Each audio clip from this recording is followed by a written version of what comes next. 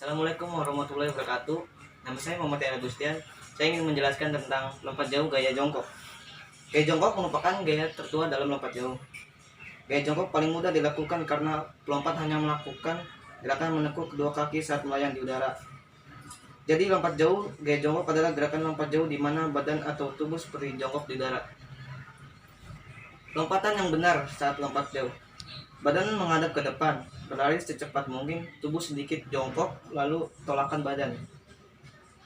Melayang setelah itu mendarat dengan posisi jongkok atau berdiri tegak.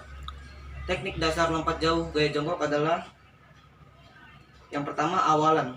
Lompat jauh diawali dengan gerakan lari secepat-cepatnya pada lintasan awalan lompat dengan jarak antara 35 sampai 45 meter. Dari awalan dilakukan dengan kecepatan yang tinggi sampai pada balok atau papan tumpuan tanpa merubah langkah kaki.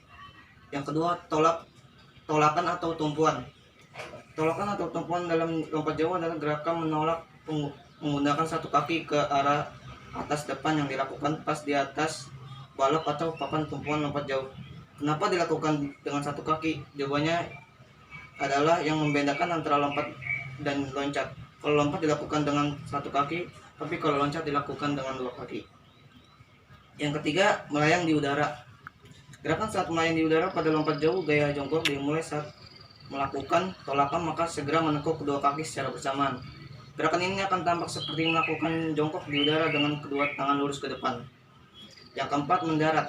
Gerakan mendarat dilakukan dengan meluruskan kedua kaki ke depan tetapi tetap mempertahankan kecondongan badan.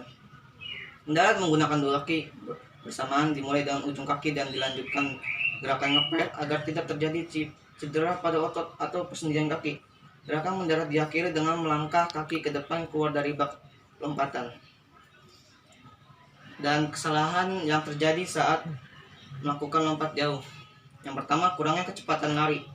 Kesalahan ini biasanya dilakukan ketika pelompat tidak memperhitungkan kecepatan lari saat mendekati papan tolakan. Terlebih lagi apabila pelompat berlari dengan kecepatan yang tidak stabil atau tidak teratur dari awal saat ancang-ancang sampai dengan waktu mendekati papan tolakan.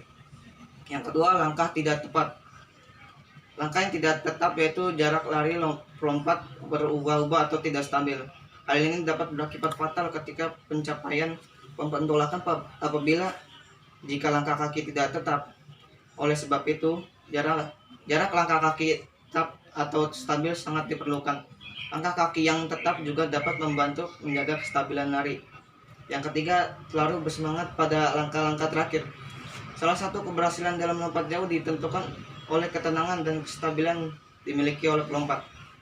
Pada 4 langkah terakhir biasanya pelompat menjadi terlalu bersemangat untuk melakukan tolakan sehingga merusak kestabilan dalam berlari dan juga keseimbangan badan menjadi terganggu. Yang keempat, sudut atau arah tolakan terlalu rendah atau tinggi. Untuk melakukan lompat jauh, sudut atau arah tolakan harus diatur dengan tepat. Karena apabila sudut atau arah tolakan terlalu rendah atau tinggi, maka berpengaruh pada seberapa lama pelompat akan melayang di udara dan mempengaruhi jarak terjauh yang dapat dicapai. Yang kelima, kurang berani menunjukkan kaki ke depan. Ketika Anda mendarat, terkadang pelompat terlalu takut untuk menjulurkan kaki ke depan karena takut terjatuh. Padahal dengan menjulurkan kaki ke depan, jarak lompatan yang dapat menjadi lebih jauh.